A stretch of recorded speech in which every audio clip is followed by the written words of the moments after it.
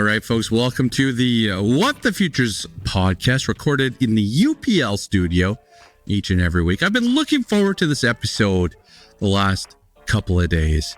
There's a whole bunch of stuff going on from a crop marketing perspective.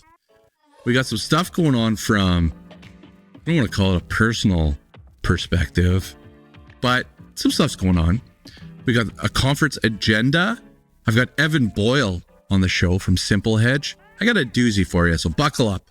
Let's get into episode 49. Hey folks, welcome to the What the Futures podcast, your quick guide to better farming decisions.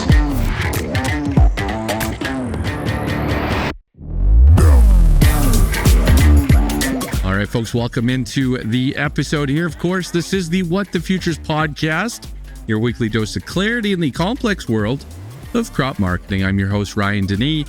I've spent my career working as a grain buyer, grain marketing advisor, coach, worked with farms across Alberta and Saskatchewan for most of my career. And the podcast is going to be a year old in just a couple weeks. We're going to make it to episode 50 here in season 1. It's pretty darn good, I think.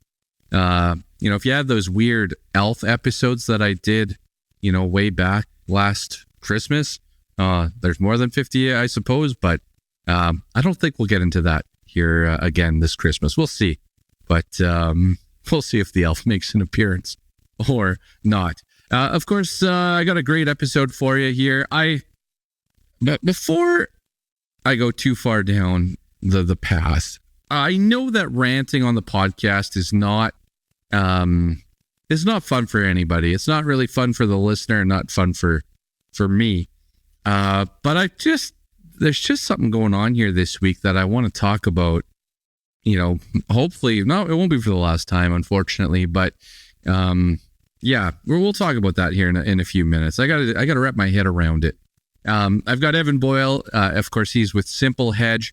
SimpleHedge is a very unique app, and I wanted to say that it's for more of the experienced hedgers and traders out there, farmers with trading accounts, but that's actually not the case. There's a whole bunch of education in it as well, and it's very much a learning tool. But I'll let Evan explain it here later on in the episode. I've got the agenda for the conference. Okay, if you can believe that, we got the agenda together, and it feels like a weight has been lifted off my shoulders. It's a phenomenal agenda. I think that's what people are saying as well. And I'll go into it, help you get teed up for the conference here that happens December 3rd to 5th in Drumheller, Alberta. We got a lot of crop marketing stuff to talk about as well. 17 million tons of canola production. Stats Canada's at 18.9. Take a look at your charts, folks. Things are happening here. And it's not just in the canola market either. There's a few other things going on. So we'll talk about some marketing stuff here as well. I've got PBR tickets to give away. That's professional bull riding here happening in Edmonton on November 8th. I've got some Lunchbox crew stuff. It's going to be a great episode. So let's get into a conversation with Evan. All right, folks, I have a special guest this week. I've got Evan Boyle with SimpleHedge joining me on the podcast. Evan, welcome to the show. Thanks for having me, Ryan. Happy to be here. Evan, I'm excited about SimpleHedge. I've been playing in SimpleHedge here, but before we get into the nuts and bolts of what you're working on there, let's give me some of your background. Like, where does Evan come from? Where have you been in Western Canadian agriculture, and give the listener some insight. Sure. My name's Evan. I'm the head of sales and hedging products here at SimpleHedge. And prior to SimpleHedge, I spent 7 years with a major agriculture company working in Winnipeg as well as Alberta on commodity trading and merchandising. So lots of experience in Western Canadian agriculture, specifically around hedging and physical crops. What got you into the industry on like the merchandising side? Like, is it something that you growing up, or like one day I'm gonna merchandise grain or buy grain, or like how do you get into that? Yeah, great question. No, it wasn't my childhood dream at 3 years old to be a grain trader. I had absolutely no idea the industry existed. I grew up and went to school for finance, but always loved the merchandising and trading aspect of it. Yeah. Always looking for different opportunities in the market, and was just really drawn to agriculture, mostly because of the people and the opportunity that I've got. So coming out of university, I had a great boss who said, "Listen, if you can do the math, I can teach you the agriculture." So that's how the journey started, and I've never looked back. And it's been the best part is, as I always tell people, it's the people, the farmers, and people in the industry that you interact with. It's just awesome. Yeah. Yeah, that's a good point. We have not talked about the people very much lately on the podcast, and I got to get back to that because that's a super good, great point there. So you spend, the early part of your career here. You're still a young guy, right? You got lots of road ahead of you. But do you have any, like from the merchandising side? I find that there's little, secrets or how do I say it? Like we as farmers, we just don't know as much about the merchandising side. Is there any little things, tips, tricks, things that you've kind of learned throughout your time that you could share with listeners? I'd say a big one is there's still lots of people. I mean, you might think that the big grain companies with all their access to information know 100% which way the market's going in and out. And, they're buying their grain and the next day the market goes up. You're like, they knew that for sure. I can tell you. Yeah. Well, a secret tidbit that's maybe not so secret is, sure, they do have access to information, but every day it's still almost a guessing game as to which way the market's going on a daily basis. In terms of long-term fluctuations, yes, you may have some strong opinions on trends and things along those lines, but the up and downs and the daily volatility sometimes are you just shrug your shoulders at the end of the day and say, "Hey, I don't know what happened. Looks like there's more buyers and sellers, or more sellers and buyers in the market today." And I don't really know the answer to that. So, I think there is sometimes a misconception that the grain companies and the big companies are all knowing, when it's not always the case. Yeah, for sure. Cool. That's super interesting. And like, did you ever get together with your fellow like merchandisers and be like, okay, we know this, the farmers don't know it, we're going to go get them this week? Was that ever like the Monday rah meeting, the speech that you guys got as merchandisers? No, because I like that hesitation. No. slight hesitation. But for the most part, it's because I used to work for a big agriculture company. But for the most part, you have to partner with farmers in this, and oftentimes the best time when you can buy something is when the farmer's happy and when you're happy as well. Sure. Yeah. So when it's a good price for farmers to sell, sometimes it works out for the agriculture companies as well, because they have somebody on the other end that they can sell it to. So it's a bit of give and take working for a large company for sure. Yeah. And because sometimes you're in a pinch, and instead of you being able to originate whatever you want from the farmer's got the upper hand, where all you guys are like, "Hey, I don't want to sell my grain to you today," and if you have a good relationship with your elevator, sometimes it might benefit the shoes in the other hand. I don't know if that's the right way to say it, but you know what I mean. Yeah, no, that works for me. Okay, so appreciate your insights there. You're now over at SimpleHedge. Can you give the listeners just an idea on what we're talking about here? Sure. SimpleHedge is it's a mobile platform that makes it easier for farmers to hedge their grain. And by hedge their grain, it's primarily dealing with the financial side of the grain industry, futures, options, those kinds of things. It's another tool that historically has been very confusing, I would say, in terms of actual execution, understanding, education.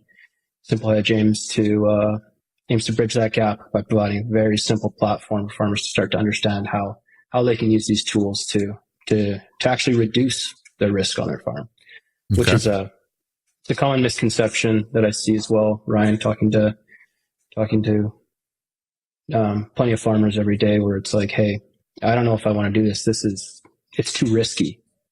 I'm like, sometimes it's too risky not to. Right. It's too risky not to be doing this. Yep. Where there's often a misconception that playing the futures and an options market to protect your profit or protect your downside is adding risk, when oftentimes it's subtracting it from your farm. So this is a new idea out there for Western Canadian growers. If I was looking at the old way, like what is the old way right now that farmers look at this?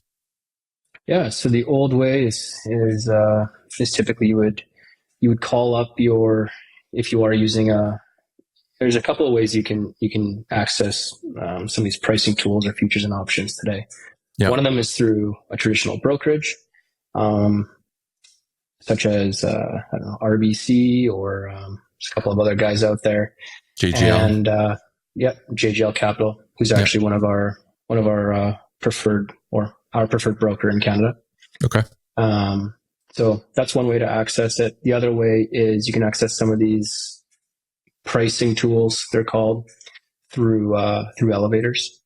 But the main difference there is that typically these contracts are tied to your physical grain contract. So you have to actually sell your grain to the local elevator to be able to access some of these pricing tools.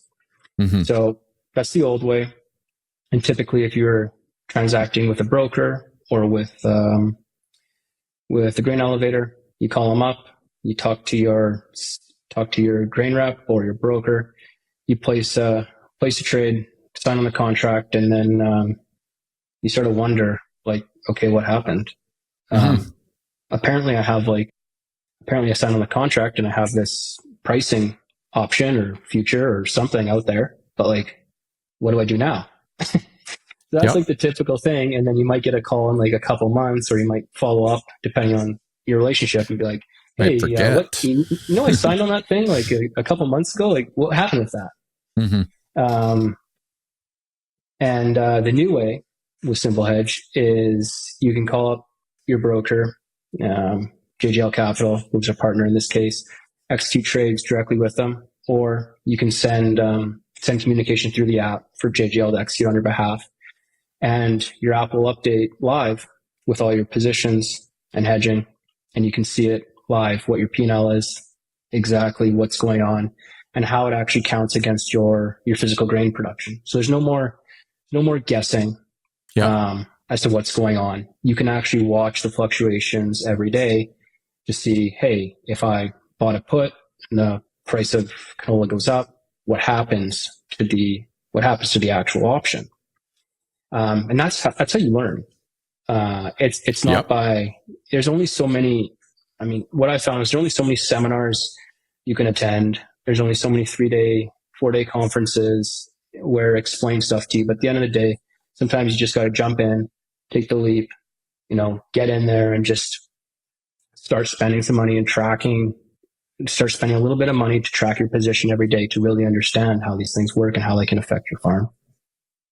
Oh yeah, and you learn quick, especially when it's costing you some money. You pay attention and you get that education a little bit faster.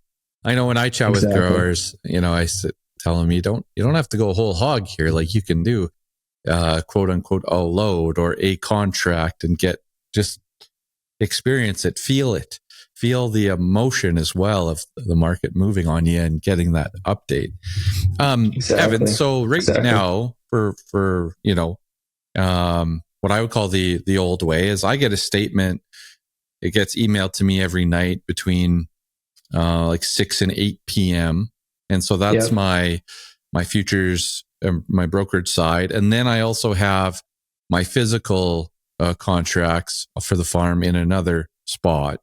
Are you telling me that these are getting like married together with SimpleHedge? Yeah, you got it. You can actually you can enter both sides of the equation. Your brokerage, which is automatically pulled into the app, and then it's a couple of clicks to enter your production on what you've sold and what you're growing the next year, and it actually marries them together, because I think the most important part is seeing the whole picture of, hey, this is my total risk profile of my overall crop. And seeing both parts is like, you have to have both parts if you're doing them, and seeing them together in one consolidated place and in an easy to use app, I think is pretty cool, and something farmers and customers that we're working with have really enjoyed. The other part is that, I don't know, Ryan, how does that brokerage statement that you get at the end of the day look? Does it make sense to you? Maybe it makes sense to you, but I don't know. You tell me. It does now. But I have seen some statements from some of the brokerages out there, and it's something for sure. Yeah, it's tricky. Let me be clear. I signed up for an account, and it's not the brokerage statement. It's the statement with the final guy who carries the funds at the end. And I've looked at these statements, and I'm like, wait, I have a finance degree. I have, a number of years in grain merchandising, and I have no idea what you're trying to tell me here. Yeah. So like, if I can't figure it out, I'm staring at this thing. I don't know. It's good luck. So I think that's the other part where SimpleHedge can help, is consolidating your positions, giving you an idea of a live update instead of the end of day statement that you're getting, which just helps guys start get into it, remove one barrier at a time.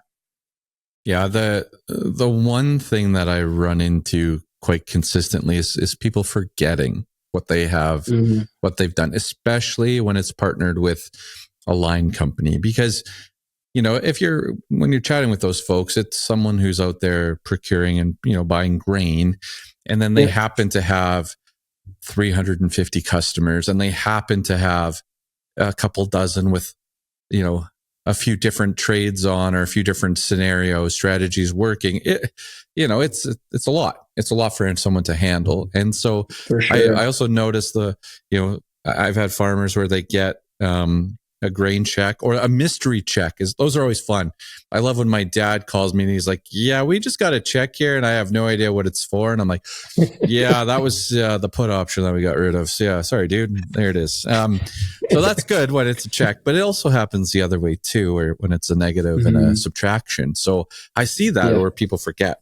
And when you forget, the odds of your success of this strategy, it's got to dwindle, right? So, absolutely, yeah, and there's a couple, especially with the line companies. A lot of the tools that they do offer are interesting, but personally, I think there's some advantages to keeping your financial separate from your physical. In some cases, and a couple of the reasons are not having it tied to a physical grain contract does give you a little bit more flexibility in terms of tracking 100%. it, getting in and out, things along those lines, where it's just like a little bit, where it just removes another barrier that if you're like, hey, I've owned this put for a number of months, I've got a good amount of money on it, I just want to get out really fast. Like, you can do it within, like, instantly, right? You can go out, where it's not the back and forth, the calling, the haggling sometimes. Sure.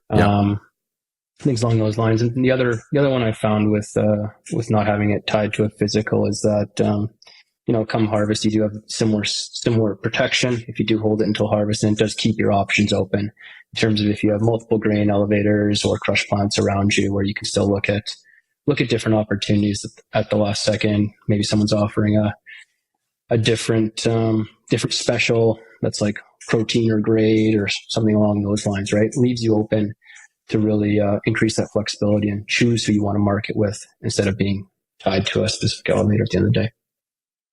Yeah, we've seen a couple interesting scenarios for the 2024 harvest here, and the one that really stands out for me is all of a sudden this sprouted canola situation popped up, and if you've ever done a little bit of homework to check discounts based on sprouted canola, what you're going to find is a complete different number from everybody that you talk to. And so, that's one example. If you have that contract with that company, you might just be taking what they're giving you instead of what's the best price or scenario out there. Yeah, absolutely. It's a great point. Yeah, when you're linked to some of these contracts and when you're growing something and you have to bring it in, and unfortunately the specific quality aspect they're in abundance of, or they just really don't want this year, you can get hit pretty hard without having that flexibility on the back end to market it wherever you want. 100%.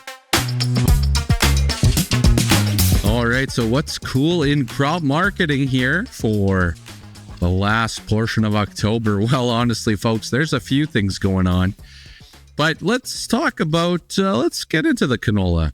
Why don't we? Hey, as it is actually a little cool right now to be checking out this canola market. The trade, never seen everyone's so excited that canola closed above the 200-day moving average. It was like seeing everybody celebrate in the streets when canola futures did that. But I'll say that some very well-respected people in agencies, analysts in the industry, they are talking about a 17 million ton canola crop. And I know my number's been stuck in the 18s. I know I've talked about 17 on the pod as well. I did look at some of the research and some of the estimates out there, and my 18 might be a touch high here. We'll see. But you throw a 17 into S&D, you throw obviously a phenomenal export pace now. Crush at 11 to 12 million tons, exports at, some people are at 7. I think I have 7 in my number. Some people are as high as 8. Carryover declines into next fall. So that's interesting. But also take a peek over at Rapeseed. I don't know if you guys, I use bar chart on my phone and I customize my own menu, and it's free. Anyone can do it. And if you don't do that, I'd recommend it. It's really easy for checking markets. But Rapeseed having a wonderful October rally as well. So we have that. That's supportive. Malaysian palm oil futures on Wednesday of this last week hit their highest level in over 2 years on supply concerns. Well, the veg oil complex is waking up here a little bit. All right, so that's good. That's positive. I put in the email to you guys this week that, hey, big week for markets here, some pivotal moments, and that one moved to the right direction. Wheat, not so much. On the wheat side, a little quieter out there, I would say. But then you get these flashes of premiums. Like we had a wild one in Alberta for a number 214 where it had like $8.50 a bushel deliver, right away. And that blew the doors off everybody by like 70 cents a bushel. Okay. A big overpayment, but they needed the wheat. And it's relaxed a little bit for many of us where, demand, maybe demand's there, but I almost look at it like the buyers now are sitting back and saying, all right, these farmers are going to be, oh man, I'm picking on them again. Oh, Jesus. No wonder they don't want to come to the conference. These farmers are doing their dirt work. They're going to finish up their dirt work, and then we got them. They'll start delivering. And that happens quite often. So we'll see. Maybe if farmers don't sell right away, we'll get another little run higher here in basis and in some of these wheat premiums as well. I look at the wheat chart. The setup's not great on the wheat chart. It's not exciting. And unfortunately, the wheat markets can just be very, very quiet here during the winter months. There's just, once the winter wheat in the US and Russia goes as a dormancy, there's just not a lot to talk about, right? And so sometimes wheat marketing, we get a little bit, we kind of hit that snooze button for winter, and it kind of looks like we're leaning towards that right now. So I like targets. Anyone I talk to about wheat, I like setting targets. I like being prepared for when that buyer needs a bit more wheat. And if you've got some volume, you can go have some fun with that as well. And again, if you've got low protein, go and say, hey, I've got some lower protein stuff, but I want to be paid with no discount, and set your target like that. And it does work. Had a bunch of targets hit in the last little rally where a 213 and a 212, the same price level hit. All right. 11.5, same price hit. It happens. Okay. What else do I have? Yellow peas flat. Green pea is 16. That's pretty flat as well. Maybe up a little bit on the green peas. Maple peas, though, getting reports in central Saskatchewan that maple peas are $20 a bushel again. So that's a little bit higher market for our maple pea growers. And then the last thing I had here for what's cool in crop marketing is oats. And, I got a message from an oat buyer today that obviously the way I took the messaging was that they weren't having a lot of success buying at their posted bids. All right. So what do you need to do? You need to raise those bids, right? So they were fishing. What target would you set? Is it acceptable for us to ask what target would you set for us to buy your oats? I think quality is still a wild card. Everyone's trying to figure out milling quality out there. So yeah, oats, I saw some premiums in central Saskatchewan as well. I'm going to say it's on the uptick here just a little bit.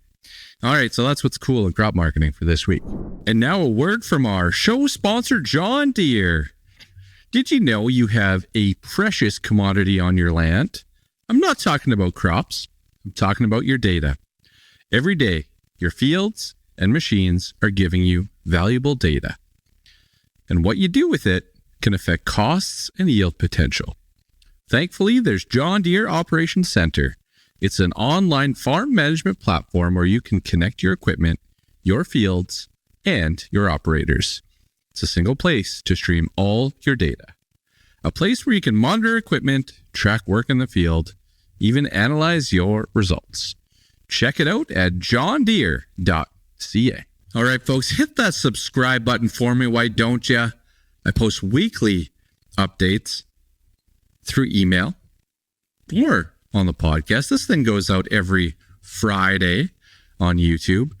So go ahead, hit that subscribe button on YouTube or wherever you get your podcast. Thank you very, very much for doing that. Okay, I wanted to jump. Let's go through this agenda here. Someone asked me, what are you playing on the TV now in the background? That's a CBC show called Dino Kids. I'm really diving into this whole dinosaur theme, and that's what I've been playing. I played Jurassic Park the other day, last week, I think, was Jurassic Park in the episode. So, kids show to maybe more aggressive show. Anyway, let's get into the agenda here. So the conference is held at the Badlands Community Center. Now you need a ticket. The tickets, everything's being mailed out. Okay. So you can't just show up and buy a ticket. Unfortunately, we are going to be sold out. We're not going to be set up to sell tickets there. So you do have to buy them in advance. But we're going to be at the Badlands Community Center, December 3rd.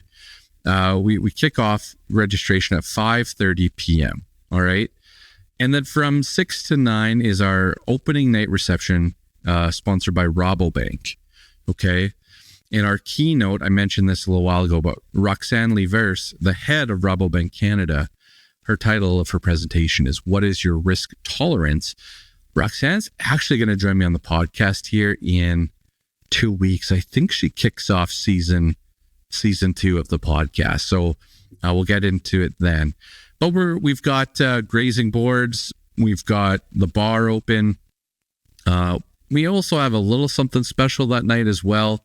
So we'll get into, we'll ease into things, but we got some fun for that night as well. Okay. Day 2, we get going with a hot breakfast at 8 a.m. You need that good breakfast, right? In case you had a late one the night before. We've got Terry Betker, president of Backswath Management. He's going to be our keynote at 9:30 a.m. There's a little bit of stuff in between there, but he kicks us off at 9:30. Do you know where your financial efficiencies are or aren't? That'll be Terry's presentation. From there, we've got our first breakout. It's going to be at 11 a.m. JGL Capital, effective broker-farmer relationship, or SimpleHedge, an easier way to hedge your crops. Those are the first two. You have to pick one to attend. We're going to split the group up. We got lunch with Bernie and the boys. So that's hamburgers and chicken burgers. Phenomenal place to grab lunch in Drum. Our next keynote at 1 o'clock, Chuck Penner with Left Field Commodities. So what are the odds? Data for market decisions. Chuck's presentation is going to be a little bit different than what he's done in the past. I'm really looking forward to that one. You're going to have your notepads, your books. You're going to be taking lots of notes during that one. I can just sense that. The next breakout session is we need to talk about our relationship, making the most out of working with an advisor. All right. So Alan Goubeau with Combine, CEO of Combine, is presenting there. And then a cheat code for grain marketing with Trent Clarenbach of Clarenbach Research, friend of the show. Then breakout session number 3 is Beat the Buyers, Optimizing Strategies to Increase Success. And that's my buddy Kyle Sinclair with Producer Profit. And then Cam Fizakis with GB Fuels. He's a fuel broker. And I'm pretty pumped to have Cam join us because he is super excited as well to talk about fuel markets and a bit of a guide on how and when to buy diesel for your farm. All right. We'll wrap it up with positive moments again on December 4th. And then I've got Prime Rib Dinner sponsored by UPL. And then that night we have some fun as well. All right. The next day, the last day, we've got, let's see here, 9:15, another keynote. That's Ag 3, the future of grain sales, contract insurance through Forward Protect. A lot of folks looking forward to that one. And then our last breakout session is Making Sense of It All, which is Nathan, who was on the pod last week, his experiences in crop marketing, and then another JGL Capital presentation in regards to futures and options strategies. All right. A little bit of a intro to showcase futures and options. And then we've got a couple sessions in regards to, making a crop marketing plan. We're actually going to sit there as an entire group, and we've got some things teed up where you're going to create your marketing plan for your farm. So you can see you're going to gain a whole bunch of knowledge and then implement that at the end. We've got workbooks. We've got a whole bunch of stuff for attendees here to create and execute that crop marketing plan for 2025 and beyond. So that is the agenda, folks, that we've all been waiting for. And again, just thankful for everyone participating. So SimpleHedge, again, just going back to the app here, is there anything that stands out for you as like your favorite feature or your favorite part of the app? Yeah, my favorite feature for sure is I would say being able to do some scenario analysis with specific options. So if you're completely new, which a lot of guys are that we're introducing to the app, it's a good way to get an idea of how a put or a call can actually impact your total farm profit. So it's pretty cool. You just click on a specific put after you've inputted some of your farm details.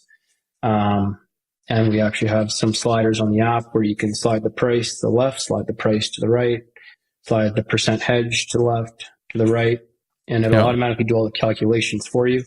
That'll immediately tell you, hey, if the price decreases by 15% and I purchase this specific put, look, I can expect that my profit per acre will be higher with the trade than without. So it's really nice to have all those calculations just done for you to give you a quick and easy idea of, hey, this is actually how an option works, and this is how a put works if the price does this or if the price does this.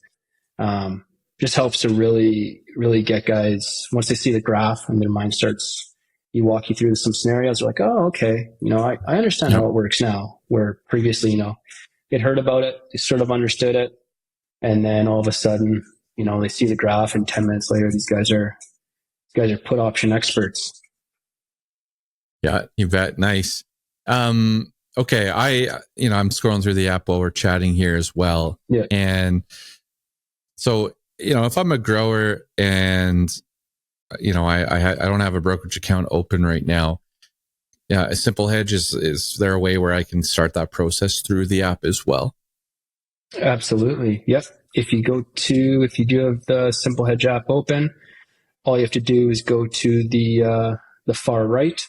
You'll see a little guy on the bottom, and you can start opening your account that way. Yep. First step is to submit some documents there, and then you'll get a call from me. We'll set up a call with our preferred broker in Canada, which is JGL Capital, and we'll get you guys opening an account. And if you're in the US listening to this, we'll figure it out as well. Okay, cool. And I noticed you've got some cost of production information that populates in there. Do you want to give us just a quick little update on where that info is pulling from? Yeah, so we try to make it so when guys are first starting out that you enter. The thing that I know about farmers is you don't want to enter data. You guys are already entering data in like 900 things. And there's nothing more frustrating than opening an app and being like, hey, I got to fill out like 14 forms to get me to the starting point. So what we did was take an average cost of production data for each province to get guys started for each crop. Okay. So those are provincial averages adjusted. So if you don't know what it is, it at least gives you a starting point to be like, hey, I can adjust up or down from here. And if you're in the US, it'll be adjusted by state, taken directly from the USDA. Okay, nice. All right. Well, the farmers are going to know their cost of production because it's part of the exercise here at the Crop Marketing Made Cool conference, which you guys are going to be attending. Yeah, we will be. So we're going to dial those in nice and tight on those break-even numbers. Awesome. So I'm excited to have you guys come over to Drumheller. Any insight on actually, I've been asking everybody, what is your walk-up song for your presentation? Like, what music do we have playing in the speakers when you're walking up to the stage to do your talk? Oh, man, you're putting me on the spot here. I don't know. Given the hat, it might have to be Tragically Hip, but I'm not sure yet. Yeah. Let me let me think about that. I'll get back to you. I'm always partial to AC/DC, but I don't know. I might go with some punk rock, Offspring or something like that. Yeah. Country. I don't know. We'll see. I'll think about it. Yeah, I think I have 55 songs I'm trying to work through on my my walk-up song right now, so I got a bit of a range there. But man, there's a couple good ones. Like I think for Trent, we were going to do Can't Stop by the Chili Peppers. And then I'm trying to think of what Nathan ended up deciding on. He went with was the Highway to Hell, I think was AC/DC was his first one, but I can't remember if that's what he decided on. That's inspiring. I like that. Could do like what is it? More Money, More Problems from was it Mace or some rapper from the 90s? Could do something like that. But I do like that. Let me look into that. I'll get back to you. All right. So what are you going to cover in your presentation? Don't give us all everything here. We want people to show up, but like, what's give us like the Coles Notes version. Well, I think for the most part, we're going to teach you or show a little bit about the app and how it can be just that easy, an easier way to hedge your crops and really start off with, hey, this has historically been something very confusing, and there's tons of misconceptions about hedging that we're going to address head on, such as the boogeyman that everyone hears when you hear about hedging, which is margin calls. Nobody wants to. One of the most common reasons I've heard as to why guys don't have brokerage accounts or haven't started to sign up. So I think stuff like that, a couple misconceptions about hedging and how we can actually get you started and show you how easy it is. Yeah, I'm excited to be there, Ryan.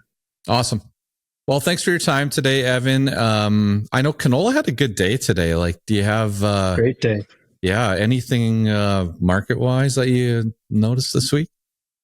It's green, so more buyers than sellers, Ryan.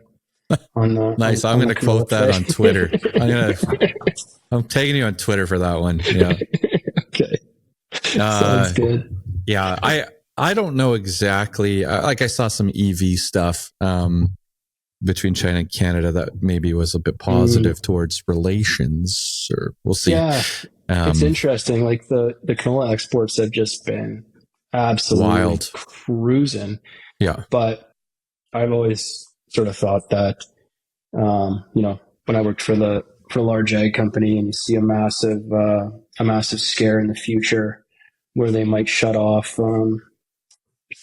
exports, you just bring forward every possible physical sale into the near term that you can and shuffle everything so you get it out before that possibility. So the thing is, it might not all be, some of it might be new sales, but a lot of it might be taking sales that were already planned for Nav, D's, Jan, and just pulling them forward. See, another merchandising trick. I'm going to write that one down. So we'll see, especially if you had, you had wheat planned with your local elevator to move in September and October, and all of a sudden they're like, we actually want your canola instead. Well, I guarantee you they had shuffled some stuff around. Maybe had boats that were planned for September, October that were wheat, pushed them out, brought canola forward. Sometimes you can try and play those games because you see what's potentially on the horizon. So you push as much canola out as fast as possible. Well, I have no clue. I don't have a crystal ball. I wish I did. But, when guys started messaging saying, hey, they want to take my October and November canola already. What's going on? I was like, yes, I think I see what might be happening here. So it's a guess. I mean, I don't know. Yeah. I'm not as involved in that world as I once was, but it's I could definitely see it happening. So we'll see. Okay. It'll be an interesting year. I got one last merchandising question for you. All right. Okay. One last one. I'll do my best. So you're dealing overseas here. What type of hours does a merchandiser keep? Like, when do you work? Are you on a different time zone than us normally, or how does that go? Mostly depends on the product you're selling. So if you're doing a lot of overseas stuff, oftentimes you are taking late night calls from whoever it is you're trading with, which can be sometimes like 10 to 1 a.m. depending on who you're talking to. If you're most of your trading partners are domestic, then you're generally working pretty standard hours. Makes sense. Yeah. So it just depends where the customers are. Cool. For your specific product. Yeah. Cool, man. All right. Well, I appreciate you coming on the show this week, and we'll see you down in Drum. Yeah. Thanks for having me, Ryan. Appreciate it. We'll talk to you soon. You bet. Take care. Okay, positive moments for episode 49. Well, number one, I honestly, having the agenda come out and sending that out and putting that across social media, that was huge for me this week. It was huge because I'm very proud of the people and grateful of the people that stepped up and put their hand up and said, hey, yeah, we're going to come support your event. We're going to come speak. Like, we got some big players to come. And I'm just super proud of that agenda. And I'm so excited to put this on. The conference itself, we have a lot of the big stuff done. So we're just working on the small stuff now, the very detailed stuff, which is key in your experience when you come to the conference. Again, this is being, made with farmers in mind. Someone asked me the other day, what's your ratio of industry to farmers? And I'm like, the industry is the presenters, like we're at one industry person for every 12 farmers or 13 farmers, something like that, maybe even a bit wider than that.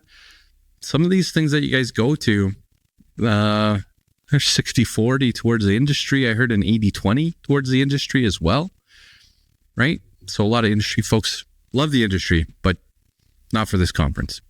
All right, last positive moment. My wife took me shopping. All right. In fact, I got this shirt shopping. Not this zip up that I forgot to take off before recording, but the shirt. And it was a little bit desperate for me. So just think about it, or just sympathize with me for a moment here. But some of my shirts, some of my clothing, and this is the same thing with my dad. All right. We were looking at Christmas pictures, and I'm wearing the same shirt 3 out of 4 Christmases. Okay. I look at my pictures of my dad, when we were younger, and I'm like, dude, you wore that shirt for a span of 15 years. And I could see it 6 times in these family pictures, right? It's a great shirt, obviously. You keep it for that long. But I'm at that point. I'm getting to be an old man. And now I'm at the point. I was looking at my shoes. I'm like, what's the last time I bought new shoes? Holy smoke. So she took me shopping. I got some new shoes, new boots, a new jacket. It's kind of like a kid going back to school, So that was a positive moment. We had some fun at the mall this last week. I do need to give just a quick cheers to the boys back home. I forgot to mention this in the last episode, but we wrapped up harvest on the Friday, and it rained later on that day into Saturday morning. And we got together with some of the boys back in rural Saskatchewan, and they drink beer out of bottles there. So, it's a little bit foreign to me. Everything comes in a tall can at my place, but I'm having a beer in a bottle on behalf of them. And we had a great time that night, had a few beers and talked farming. All right. Housekeeping for this week. Got a couple things here, as per usual. Let's start. You know what? Let's start with some fun stuff. Let's start with a giveaway here. Okay.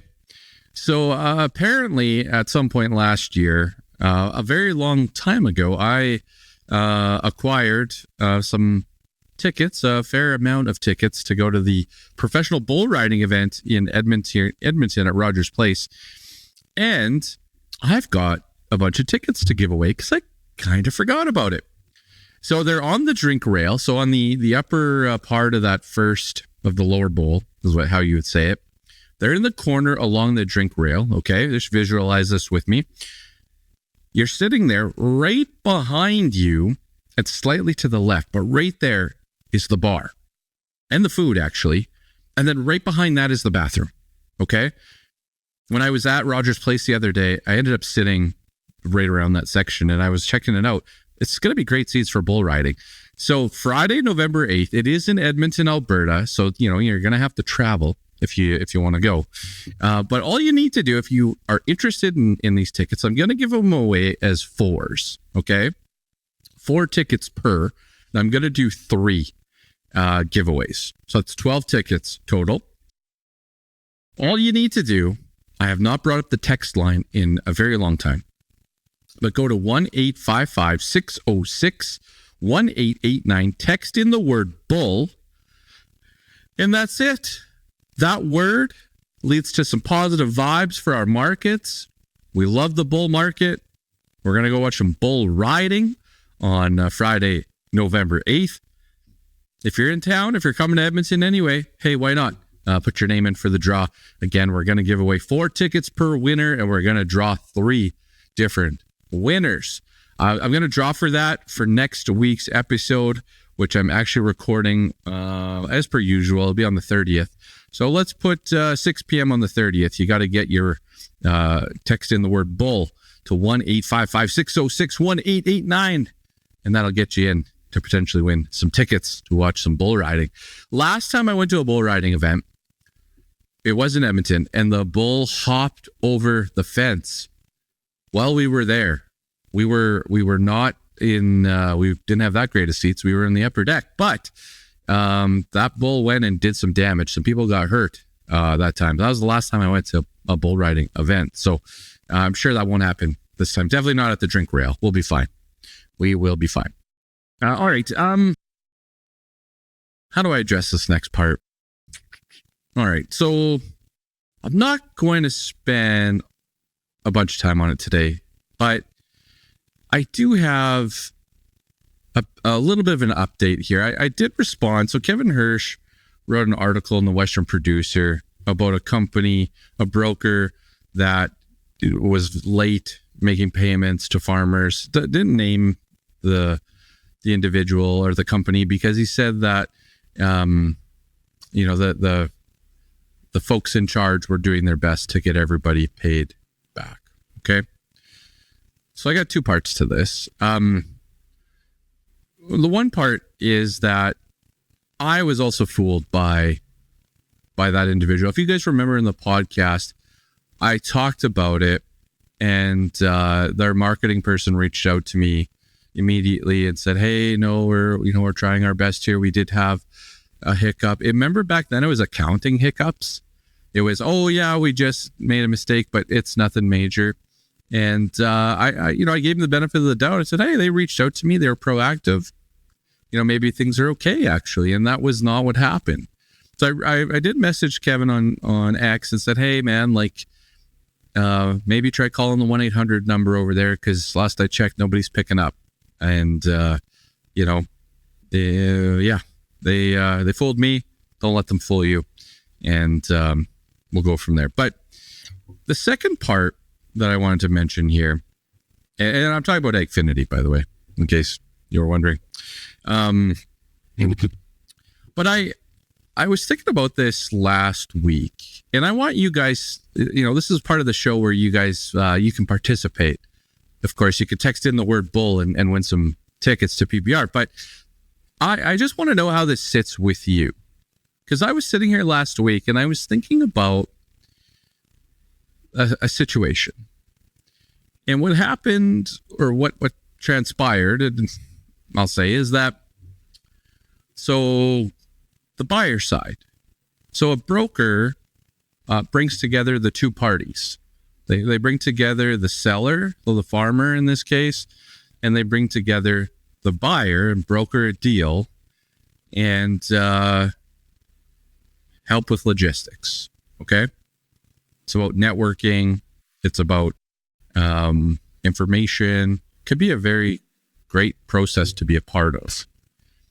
But what started to bother me is that, imagine that you were a buyer that paid Agfinity directly, and then you found out that they weren't taking your funds and paying that same farmer that had delivered that grain on to you.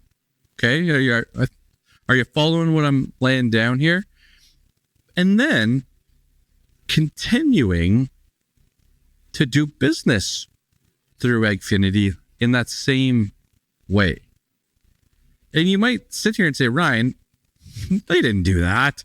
You're crazy, man. That never happened." No, it did happen. It happened a lot, where the buyer continued to do business through Agfinity with all of this going on. And you say, well, Ryan, maybe they didn't know. Okay. Maybe some of them didn't know. But yet in specific cases, farmers reached out, backdoor to figure out this paper trail. And those businesses continued to go down those same channels with Agfinity, with this situation mounting in the background and getting worse. So not that I feel like I have an axe to grind every week, and I hope I don't come across like that. But buyers, I'm a little bit disappointed in you as well, because many of you knew what was going on, and yet you still continued to do business in that way. Just think about it, folks. If the situation was to move grain, take fresh current funds, pay old accounts payable, old settlements, take that fresh money to pay the old stuff, and that continued for quite some time. It happened. And buyers, I don't know who you all are, but I have some questions for you if you want to have a conversation one day, because that does not sit well with me. All right. Now, there's a whole bunch of other stuff going on in the background that I can't talk about on the podcast today in regards to some updates over at that Stony Plain office. But I may have some special guests joining me in the next week that can shed more light on it. But there has been some developments, and for all those that have been negatively impacted by what's happened over there, I'm with you. I feel for you guys, and I think that if we want to talk about, put on our big boy pants here and talk about something in regards to the industry, you guys, farmers, pay into different groups and organizations that have a voice on behalf of the farmer. And I just think there's something here that needs to be addressed, because a broker should not be able to be in a position where they become a buyer and are not held accountable to anything. That loophole that's out there shouldn't exist. And I think farmers, I don't know if it's the commissions that have the strongest voice, but someone has to figure this out. And I hope it's talked about this winter at the conferences and meetings that we're all going to attend. All right. Okay. I better move on from that one. If I keep talking, I'm going to get in even more trouble. All right. I got to pick on the grain buyer just one more time here, just real quick in this episode. Oh man, I'm being way too harsh on the grain buyers today. Anyways, so a while back, grain buyer reached out to a farmer in the Lunchbox crew, and he said, "Hey, I'm not calling everybody. All right, I'm phoning my group. I'm phoning the farms, and I've got some advice for you. And the advice is, you need to sell all of your canola at, let's call it $12.90 a bushel for June of 25. It's the highest price I have on my sheet.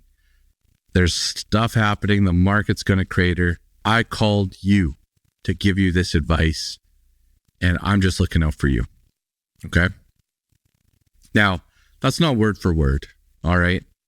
We might get word for word on that one later on at the conference, but that's not word for word on this podcast. All right. I'm paraphrasing. All right. So what happens? The market climbs. The market climbs like $1 a bushel, $1.50 a bushel, and is climbing. All right. So, hey, it happens. Same buyer reaches out to the same farmer and says, "Hey, I'm not reaching out to everybody here. I'm just reaching out to the people that it says you got to sell all your canola at whatever it was. Let's call it $14. Like, as a farmer, I have some questions for you. Like, is that like a fool me once, shame on me, fool me twice? Same? No, I keep butchering those. I think it's the other way around. Scott, you're going to have to check that one for me. Scott is my, what do you even call those things? I'm not good at them. Whatever. Scott calls me out on them all the time. But Scott, check that one. Let me know how to fix that. But, it's like, what do you do with your buyers when it comes to market intel and market information? Like that one to me, when he sent it the second time, I was like, hey, you don't have the right to do that. You already told us to sell it all, a couple weeks ago before it rallied. Like, you don't have the right. So I'm asking you, this is where you can participate. What do you guys do with the information you get from grain buyers? Is it good information? Thumbs up? Is it information you don't even consider? You give it a thumbs down. What do you guys do with grain buyer information? Because I tell you my experience, and I probably drive the grain buyers. Well, I don't know if I drive them nuts when I'm dealing, but it's very to the point, right? It's a text. You got to have a paper trail, folks. Got to have a paper trail. It's a text, boom, boom, this is what I'm doing. This is what I want to do. Hey, let me know when it's done or whatever. Or it's just logging in and doing something on the portal, right? But I'm just curious what you guys do with that information from your buyers, because I just, there's a lot of advice going around this year. A lot of advice from a lot of different buyers. Just wondering how you guys handle it. So let me know. Let me know your good experiences, your bad ones, and I'd love to read those, some of those on the pod in the future. All right. What else do we have here? Okay, let's just do that quick two little things, and then I'll come back to read the agenda in its entirety. All right, but the conference, again, thank you everybody who's stepped up. We continue to sell tickets every day. Obviously, it's slowed down from the start, which is expected. But yeah, like we asked the event the other day just to reshuffle the tables to see what numbers could look like, and yeah, we're getting very close. Okay, now if we do make it to October 31st without a sellout by then, the price is going up to $999. Okay. That's until November 15th.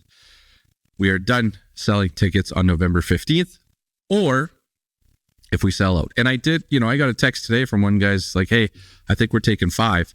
If we get a couple of those that come in, yeah, it's going to be pretty much over. So it is going to sell out. This is not a sales pitch. I'd love to have you there, but it's up to you. Yeah, it's going to sell out. Okay. Lunchbox crew is opening up October 25th. Again, check it out on the website. It's $395 a month. This is my plug to my crop marketing program that I have running with the crew. So $395 a month or $4,000 a year. Again, you can go join the VIP list at ryandenny.ca. We're going to open that up October 25th for 1 week only. That's it. This is how we do it, because I want people to come in, get acquainted, get started, and I don't like having people join every week or every month. I just like doing it in blocks. I don't know when we'll open the next one. I would assume at the end of the year. All right, that's it for my long housekeeping for this week. I was chatting with a grower the other day, and he said, Ryan, been listening to the podcast, for the last year, and I noticed, you kind of hint towards what you would do on a crop marketing side, but you don't really give, specific advice. And there's a good reason for that, folks. There is a good reason. I don't know who's all listening to the podcast on any given day or week. And I don't really have the right to give you that advice. It's your farm, it's your operation, it's your cash flow needs. But if you are looking for a little bit of guidance, you can head over to the Lunchbox crew. That's ryandenny.ca. Click on consulting. We are opening up the Lunchbox crew for 1 week starting October 25th. We're going to close it on November 1st. If you want specific recommendations, if you want a sounding board, if you want clarity in these markets, just come visit the Lunchbox crew and we'll get you set up. Okay, let's get into eating your veggies, brought to you by the Lunchbox crew. Intake again, October 25th for 1 week. Head out to check out ryandenny.ca for that. Let's go with, 2 things and then a tongue-in-cheek one. But number 1, I know the canola market's rallying. We've got some strength around it. Outside, oil seeds are climbing as well. But it doesn't mean that you can just, look away here and not do it, not pay attention for the next while. You need to be hyper-focused, hyper-aware of what's going on with the canola market, because maybe I shouldn't say it like this, but many of us, we're flirting right now with that line of profitability or negative margin on canola. So, when your canola yields weren't quite there, and I know some of you will cringe and say, I wish I was close to that line. My yields weren't there. I'm not near that, but you know what I mean, folks. A lot of you are flirting with that line right now. So this is important marketing at this time on your canola. And I'm watching the charts. I'm letting the market do the work, yada, yada. That's what they tell you. And, when it pulls back, I'm going to be Johnny on the spot making a sale. But I also have an idea I have a few targets, at least mental ones, set in my mind here, because I want to get some sales on in this rally. I still do. Even though the stats can is going to be bullish, I still want to get a sale on, at least a small one here, over the next week or two is what I'm thinking. Second thing for this week for eating your veggies, yellow peas, I would be sweeping out the bins myself. I don't know if we talked about that last week. It didn't look like it, but sweep out the bins on yellow peas. And I don't mind being a marketer of pulses in general. That includes red and green lentils. I like selling those crops right now. I really do. All right. And then the other thing, let's add one more here. So it'll be 4. But I've been, diving into, on the consulting side, diving into crop marketing plans, diving into crop rankings for next year. I've been looking up, Stamp Seeds has a general purpose red wheat. So I've been diving into that a little bit, because our PNH will put that in their CP Plus program. And so we've been doing some scenarios around that. Forage peas came up as well.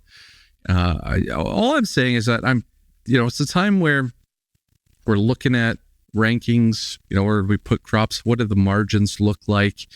And I know many of you are applying fertilizer, so some of those plans are already baked in for a lot.